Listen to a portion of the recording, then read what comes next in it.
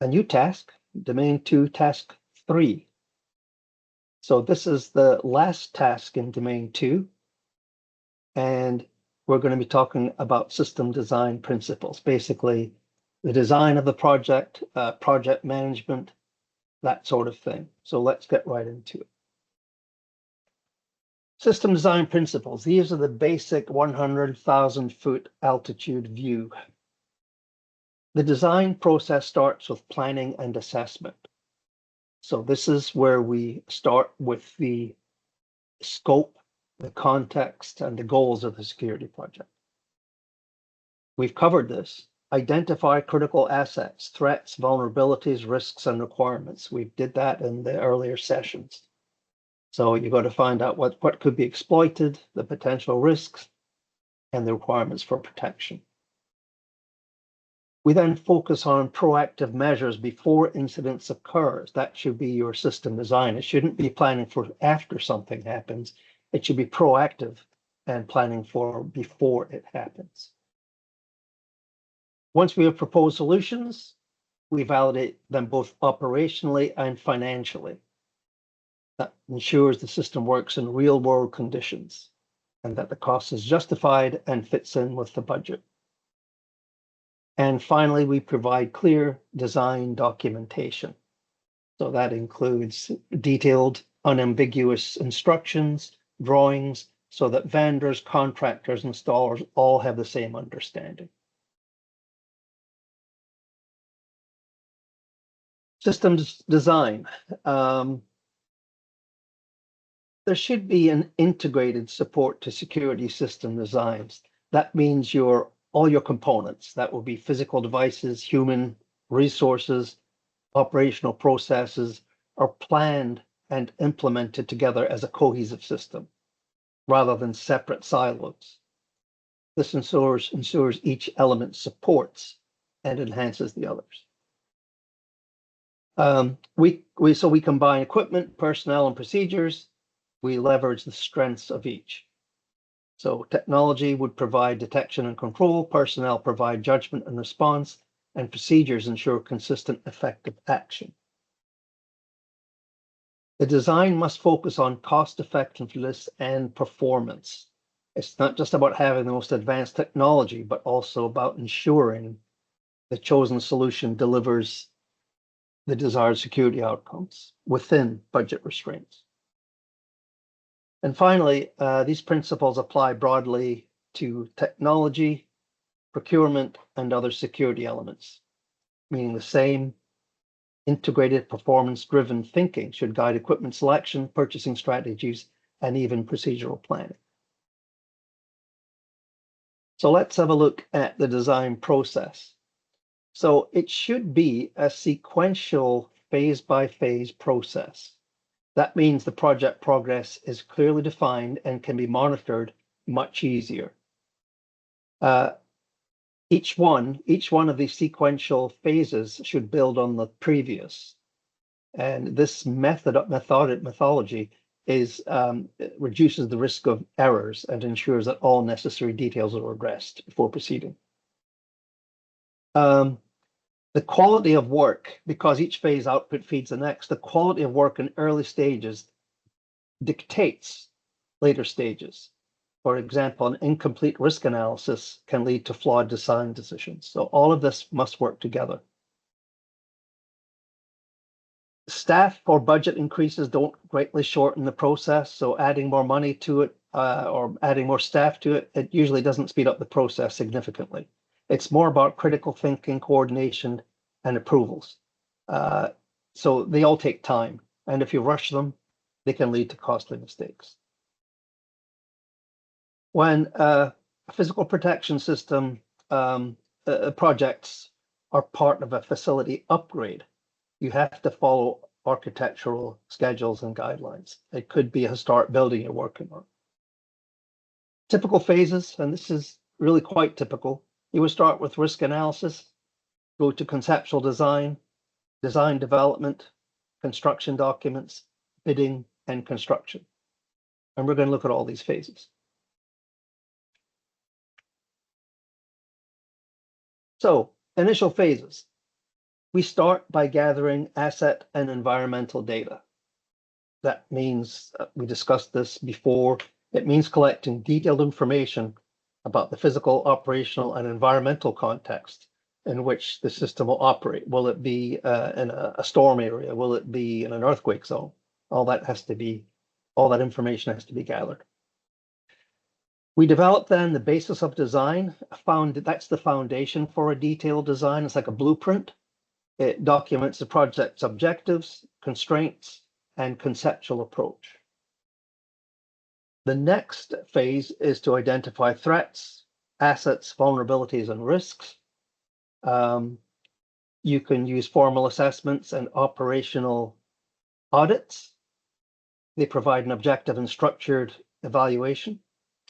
And we collaborate across departments. Very important. Security, operations, facilities, IT, especially IT these days, since so much involves the network, the computer network. So this cooperation is key to securing management approval, and also make sure that the project is properly budgeted from the very beginning. So design phases. We spoke about this. We've got the development of design criteria. So this sets the standards, guidelines, and constraints for the system. This also includes regulatory requirements. And remember, don't skip on that. If you skip on regulatory requirements, it really can come back to bite you further down the project. This would include codes and standards, quality, capacity, performance, features, costs, operations, culture, and image monitoring and response. All of that would be in the development of the design criteria, a very important part of the plan. Basis of design documents the project's objectives and key assets to protect risk assessment results and functional requirements. So it aligns the entire team on the project's purpose and scope.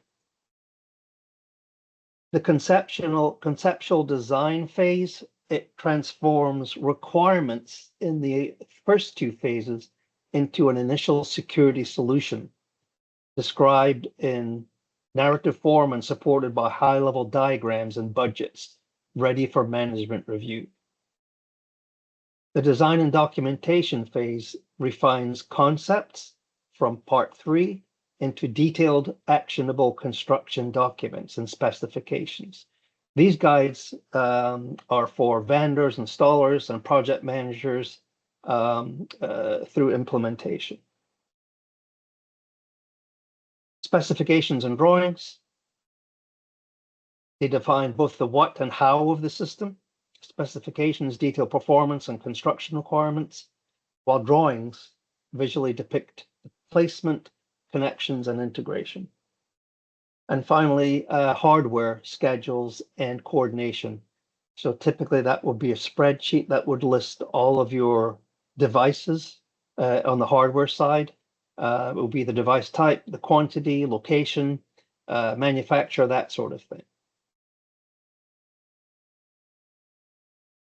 So the development of design criteria, you really need to consider codes, standards, and legal requirements. We mentioned this. It's really important to get that all down. This ensures the system meets building codes, safety laws, life safety laws, industry-specific regulations. If you ignore this or don't do your due diligence, it can lead to costly redesigns or legal non-compliance. Next, balance quality with cost. High quality components improve reliability and longevity, but they must fit within the project budget. So you got to strike that balance. Plan for capacity and scalability to ensure the system can handle current needs and expand in the future without requiring any major redesign. So you really should anticipate growth in users, devices, and monitor areas.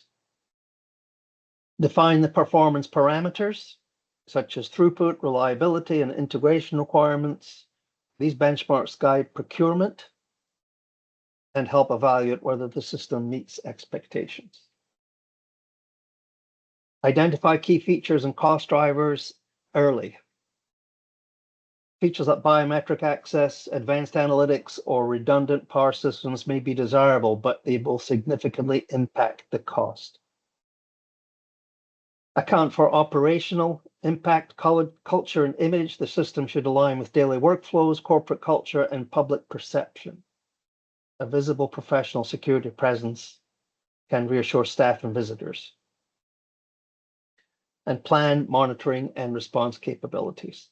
So that ensures that alarms, cameras, and communication systems are supported by trained staff, and there are clear procedures for responding to incidents in real time.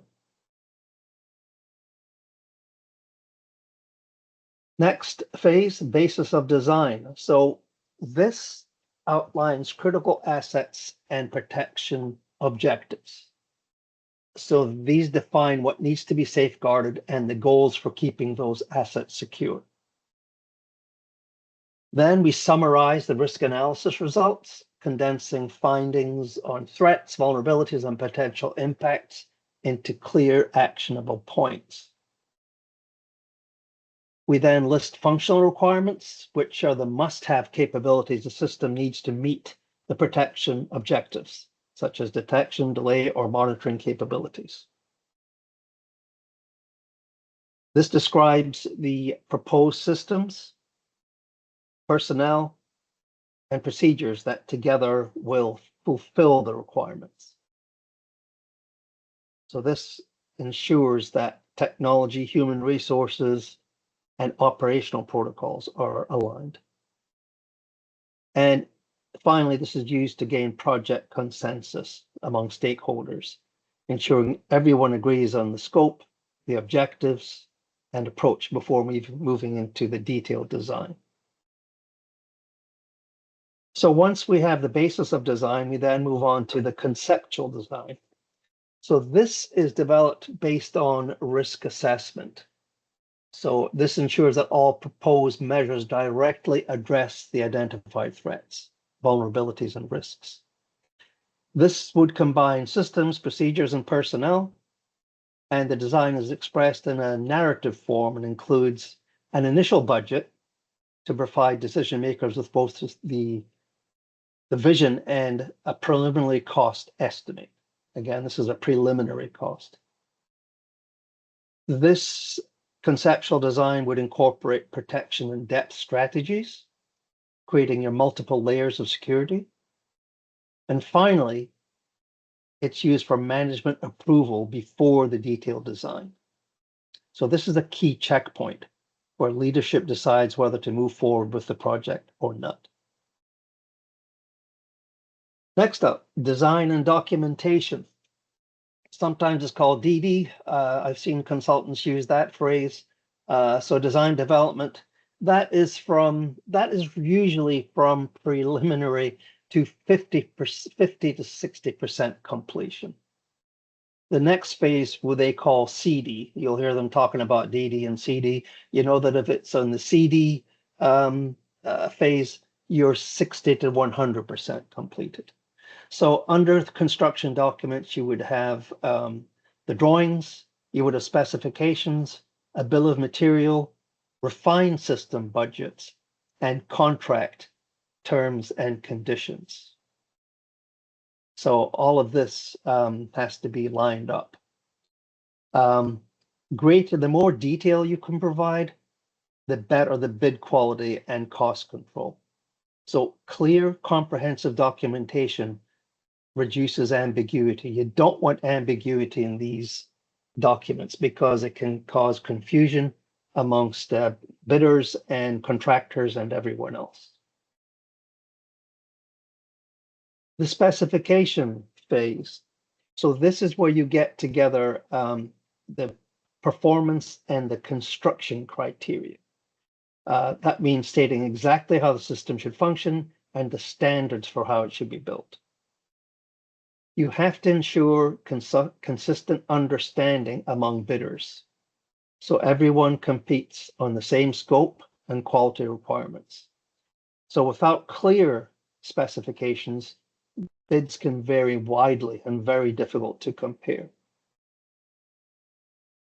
Follow standard formats, typically divided into three main sections. You have general, that's a high-level requirement and administrative details. You then have products, that's descriptions of equipment, materials, and components.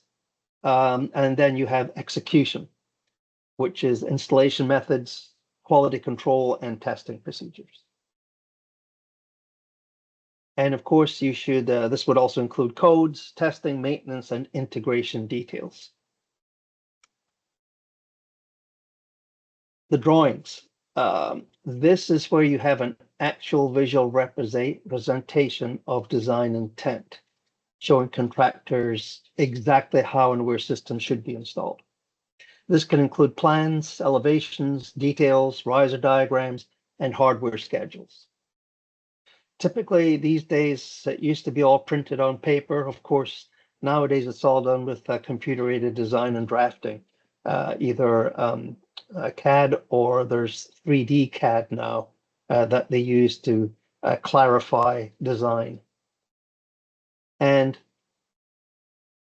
if there's any discrepancy or conflict, specifications always take precedence over drawings in any conflicts. Important to note that.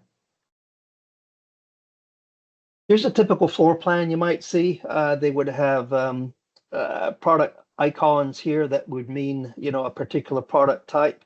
You would have just placement, and you would have location of these various products and devices. This is a typical drawing device symbol or symbols.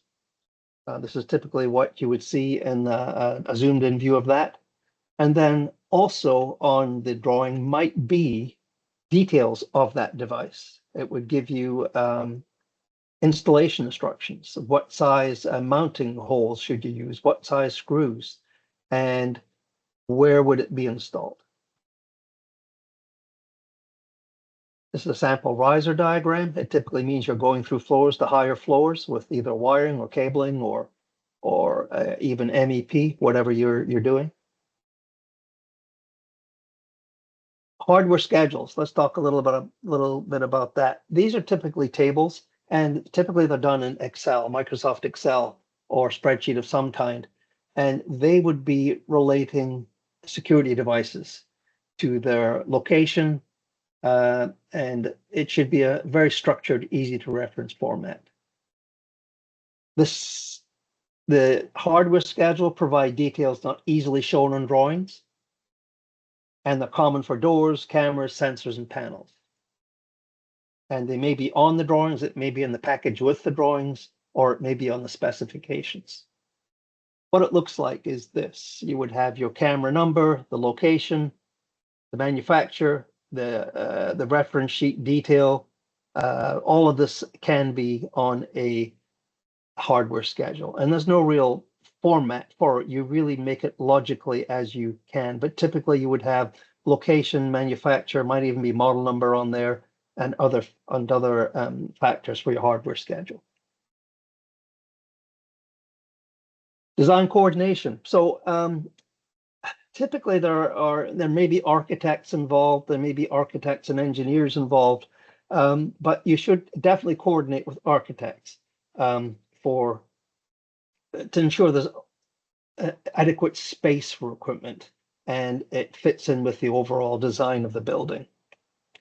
Obviously, work with electrical engineers for power needs, collaborate with mechanical engineers for HVAC, and coordinate with vertical transport designers for elevators and escalators. Sometimes engineering firms will have each one of these covered in various divisions and departments within that firm. Contracting. You need to define the contract terms and requirements. So that would include the scope of work, performance expectations, payment terms, and compliance obligations for both parties. The initial budget is typically a conceptual estimate with contingencies built in and offers a rough cost projection that accounts for potential changes or uncertainties. The estimate should include capital and recurring costs. Capital will be the cost to cover the equipment and installation. Recurring might be maintenance, staffing, and ongoing system maintenance and operations. The types of estimates you get, there are three types: budgetary, which is a high-level projection with large contingencies. Preliminary would be a refined estimate developed usually mid-design. And the final estimate, detailed costs based on 100% completed design documents. And a life cycle cost analysis should be done for TCO, or total cost of ownership, over the system's expected lifespan. This would account for purchase price, operating expenses, maintenance, and eventual replacement. And this helps decision makers choose the most cost-effective solution over time. The role of consultants. They typically act as client-focused, independent advisors. They ensure that all recommendations are made in the best interest of the organization. They should have no vendor preference. They should have no manufacturer preference. They should be totally neutral and act in the best interest of the client. Think of a fiduciary in the financial world. They should be kind of like that. They should be completely neutral and only give their expert advice. They bring risk analysis expertise. They ensure that the system designs are based on a thorough understanding of threats, vulnerabilities, and potential impacts. And a good consultant will plan for long-term flexibility and growth. They would design systems that can adapt to changing operational needs and new technologies. And so by optimizing, a consultant optimizing all of these different phases and parts of phases, consultants can typically reduce costs and improve system effectiveness. And they often deliver savings that exceed their own fees while enhancing security performance. And in my last role with the company I worked with, I was kind of the liaison between the company I worked for and the consultant community. So I worked very closely with a lot of these guys, and they're all very capable. We were always told to go in, if we had a new product update, we are not salespeople, we're not selling to you, we are showing you what we have new in technology. And that was a kind of a mantra that I went by all the time I visited with consultants. Video systems. Ooh, we spoke about this last week. So, the video surveillance industry, right now it has gone a major evolution from analog to digital systems. We spoke about this last week, going from coax to category cable on a computer network. We've moved from standard resolution to megapixel. We have advanced features now in video cameras. We've got processed video analytics, intelligent video. Some of the processors on board these cameras are quite powerful and can run quite complex analytics. And integration is now possible with older and newer systems using ONVIF, which is the Open Network Video Interface Forum, which was originally by, I believe, Panasonic, AXIS, Pelco, who came up with a kind of a protocol to make sure that all devices, cameras, video management systems are interoperable. And PSIM, Physical Security Information Management, which it enables centralized software to monitor and control multiple subsystems, such as alarms. Merging legacy systems. So with modern technology, the goal is to integrate the old and new systems for unified operation. Encoders, camera encoders and decoders can help bring in analog into the digital world. Access control, there's multiple generations of hardware and various card technologies. If you can consolidate them into a single credential type, then you're ahead of the game. That will give you that efficiency and consistency. Legacy video, as we said, you've gone from sequential switchers to network video recorders and video management software.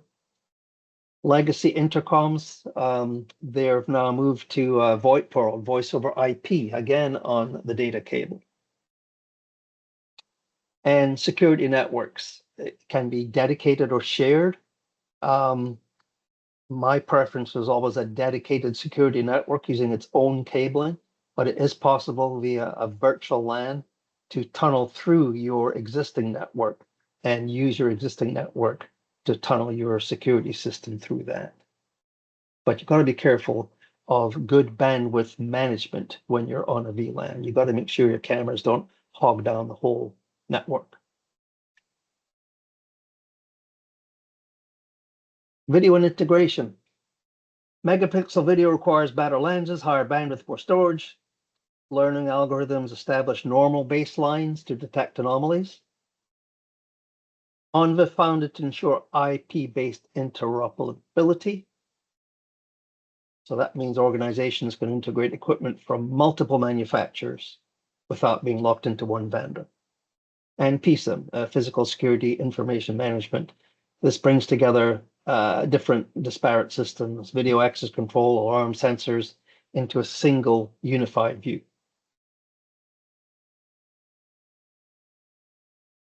So modern video surveillance is smarter, higher quality, and more integrated. This requires technical planning and system standardization. System lifecycle and legacy challenges. Legacy systems relying on outdated protocols. Replacement parts may no longer be available or manufactured or supported. And when failures occur, downtime can extend significantly. Hardware failures can create operational emergencies. They can cause an immediate operational shutdown in emergencies. A failed access control panel or video recorder may shut down key protective functions until replacement or repair is completed. Hardware alarm interfaces.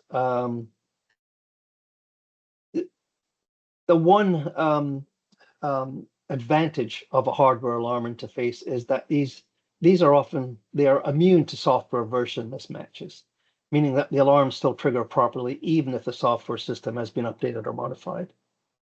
This reliability provides your safety net.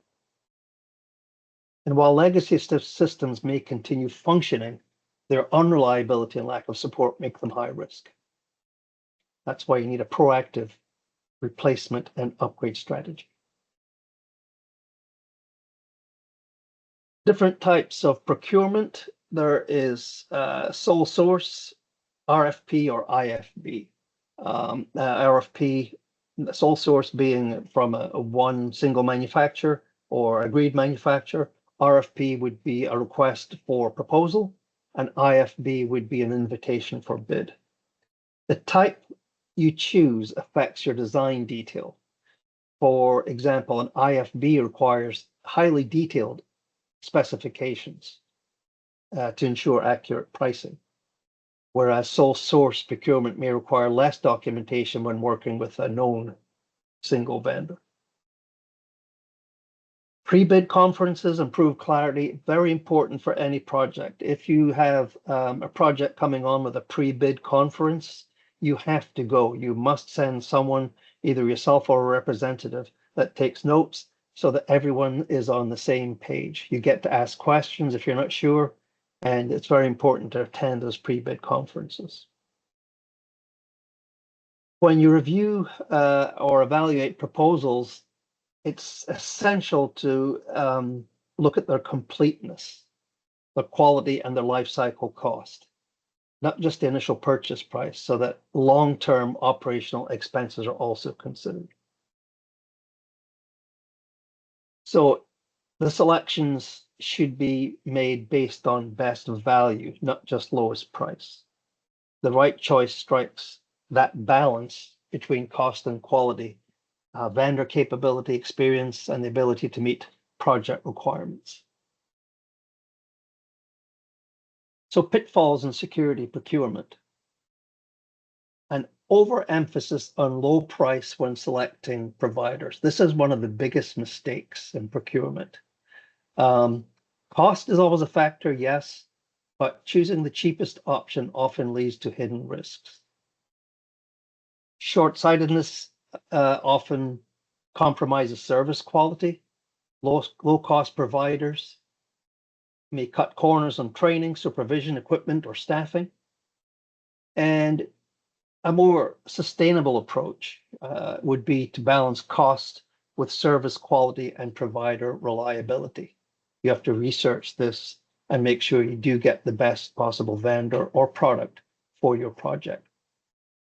So the key takeaway here would be security services are not a commodity. Decisions should be based on value, reliability, and trustworthiness, not just price. Well, enough of me talking. That was the end of that part. That was domain 2, task 2 and 3. So we can do a practice test for a bit until closing time. But meanwhile, do you have any questions on what's being presented tonight?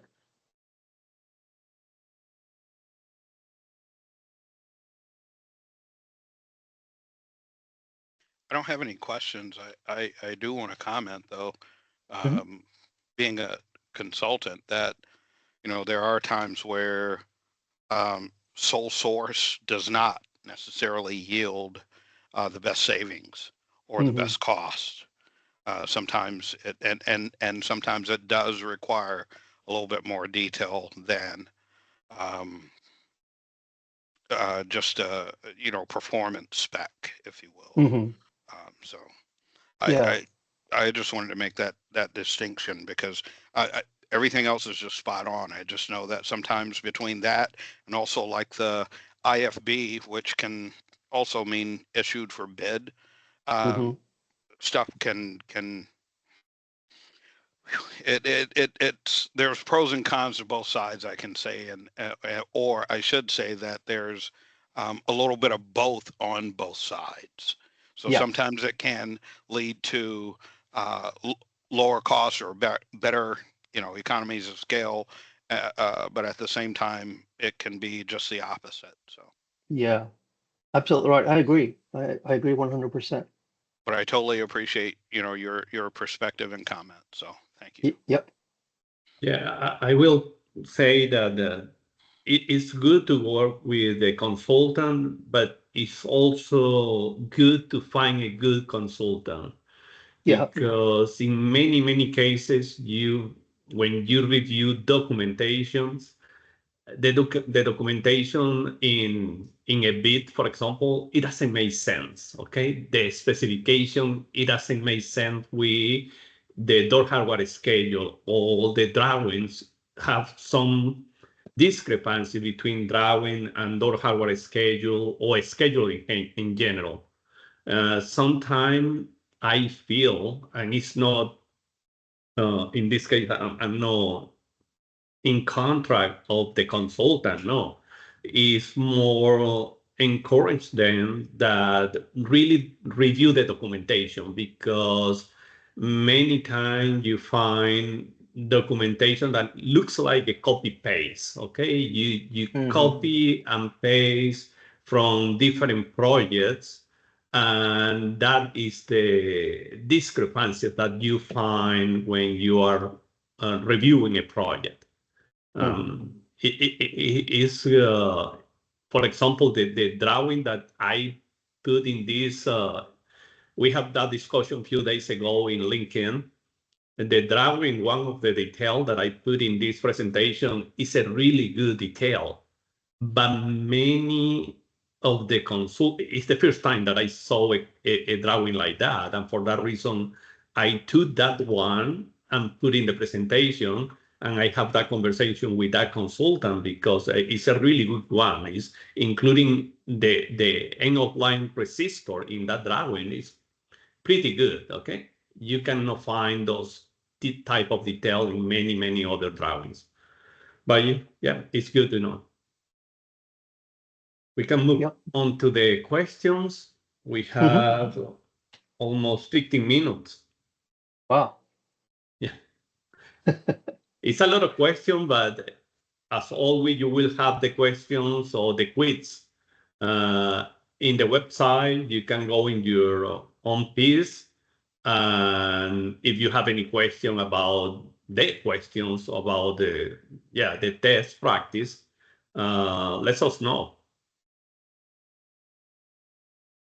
Okay, well, let's start with the questions. So, despite the recent explosion of security technologies, why do security officers remain an essential component of many integrated asset protection strategies?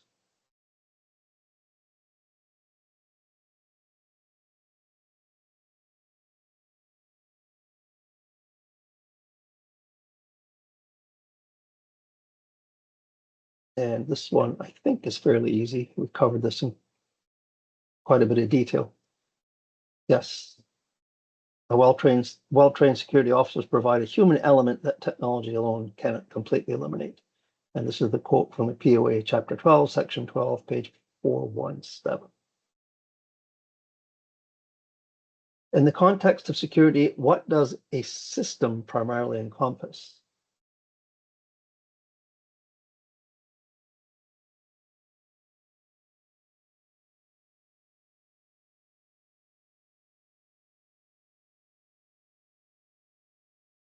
And of course, the combination of equipment, personnel, and procedures coordinated and designed to ensure optimum achievement of the system's stated objective. The preferred industry term for security personnel has evolved from watchmen and guards to protection officer or security officer to reflect what change in expectations.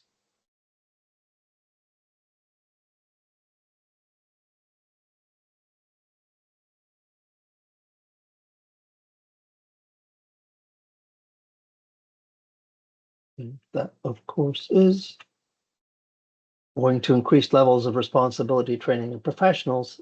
They've now referred to the security team as security officers. According to the text, what is the first task in the planning and assessment phase of security systems design?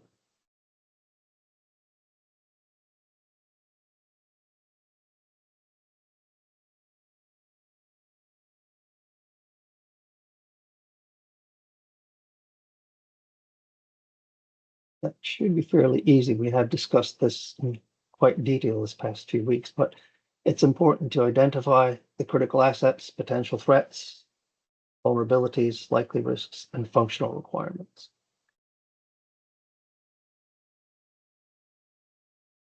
Beyond post 9/11 increases and civil unrest, which emerging global market has specifically contributed to the growth and demand for security officers due to regulatory requirements? We did mention this specific vertical.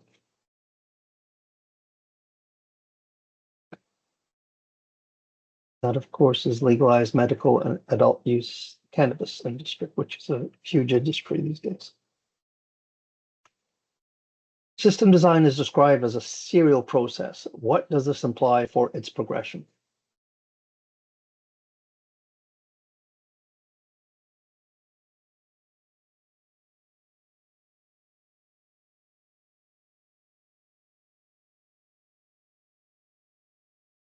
And we did mention this. Each phase and task must be performed sequentially, with the output of one becoming the input for the next.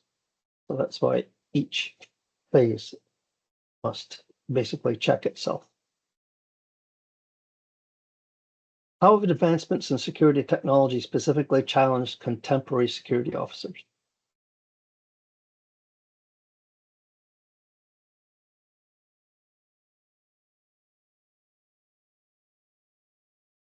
That, of course, is by requiring proficiency in complex computer programs and electronic security systems.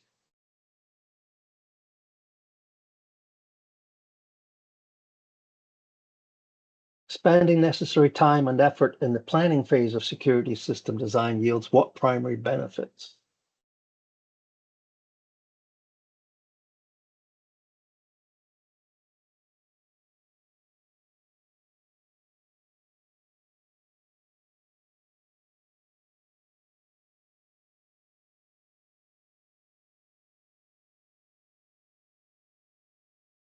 and it ensures a more accurate design, reduced risks, and increased longevity and effectiveness of installed systems.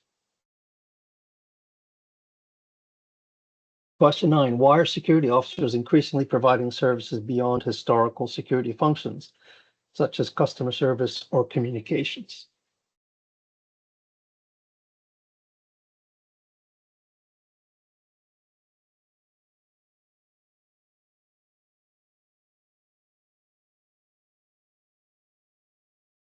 And yes, to justify the cost of security by demonstrating a broader return on investment.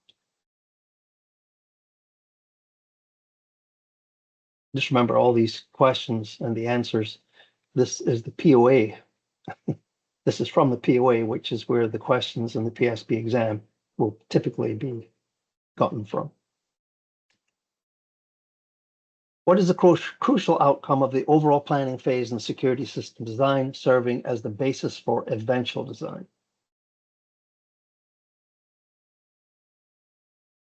It's good to memorize that flow of the project phase, because there may be questions. In fact, there probably will be questions like this that ask you to place either the phase in order of the project or other question relating to that.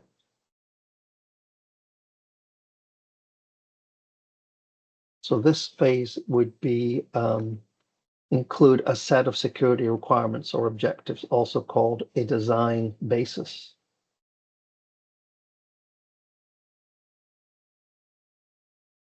What common pitfall in procuring security services often leads to disappointing and compromised service quality, especially in the contract security industry?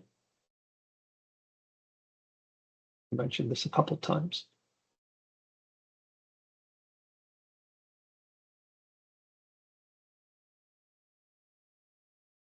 And this, of course, is overemphasizing low price when selecting providers.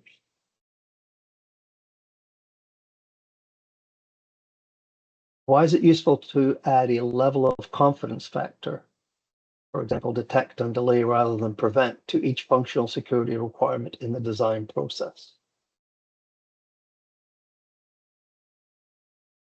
It's a good question.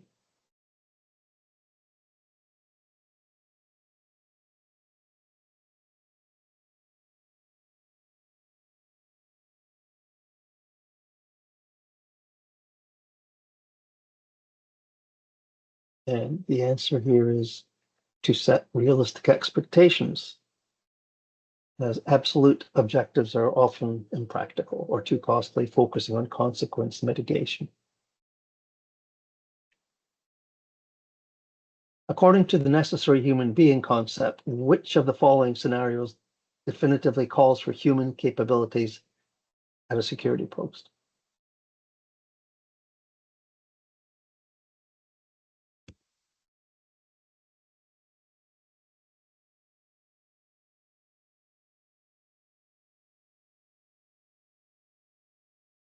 And the answer is D, a post where complex and varying criteria are needed to discriminate among events or persons.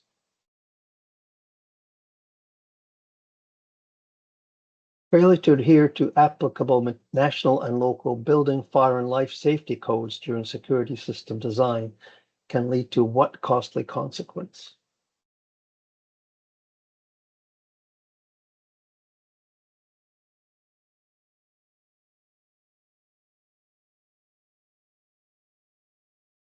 And the answer is D, eventual rejection of the design solution in the construction phase, requiring expensive change.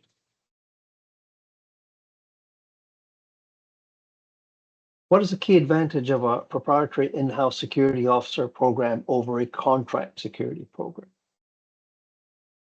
This we did mention in some detail.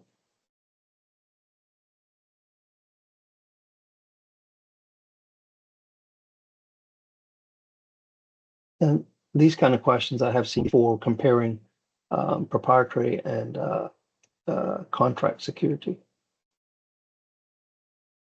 The answer is more direct control over personnel selection, training, and a stronger sense of employee loyalty.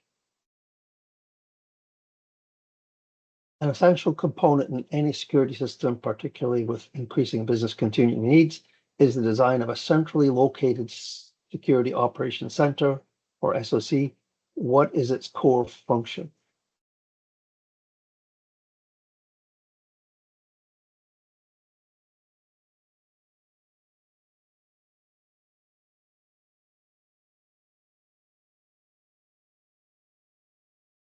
And the answer here is C. An SOC, of course, monitors alarm systems, responds to alarm conditions, and assesses damage after an event. What is identified as a primary basic function of a security officer involving the regulation of movement into, out of, and within a designated area?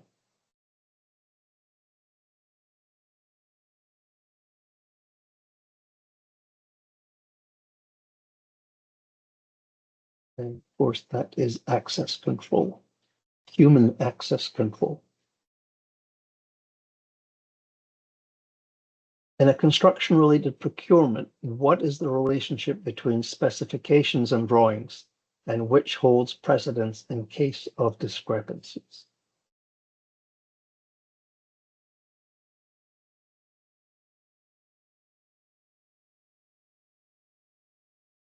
And we did mention this. That, of course, is C. Specifications provide performance instructions and criteria for construction, complementing drawings, and have precedence. So specifications always have precedence over the drawings. Given that the vast majority of private security officers are not law enforcement officers, what are the key responsibilities of most patrol officers?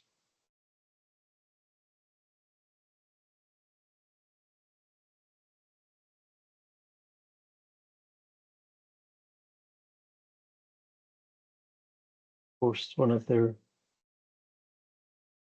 key responsibilities is observing and reporting incidents, conditions, or suspicious activities. When calculating the life cycle cost of a security system, which of the following is specifically included in addition to initial hardware and installation costs?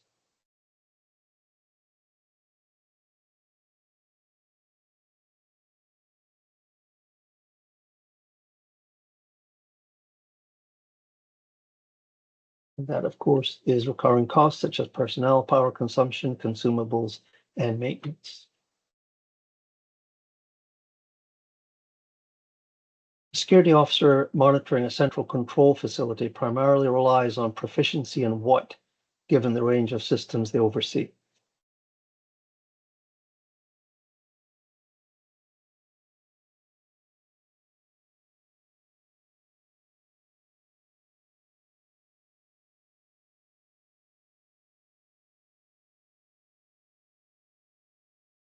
And that, of course, is operating electronic security systems, computers, and managing high-stress environments. What is the primary role of a qualified security consultant in contrast to a contractor in a security system design project?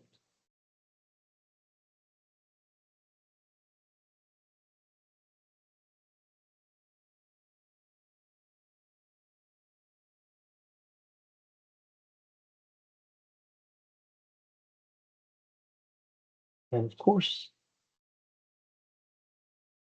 it's to advise in the best interest of the client, free from bias towards specific manufacturers, and design the best solution based on a comprehensive risk analysis.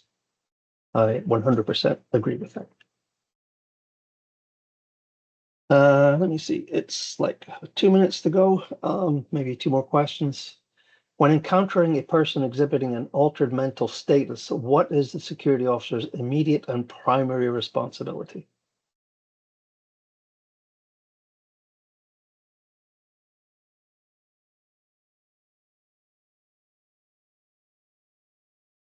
It actually, of course, is D.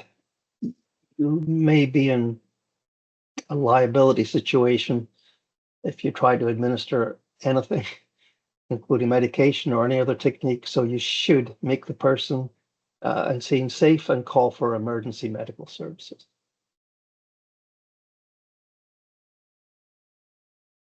And we'll make this the last one tonight. The evolution from analog to digital video technology brought what key advantage regarding system architecture?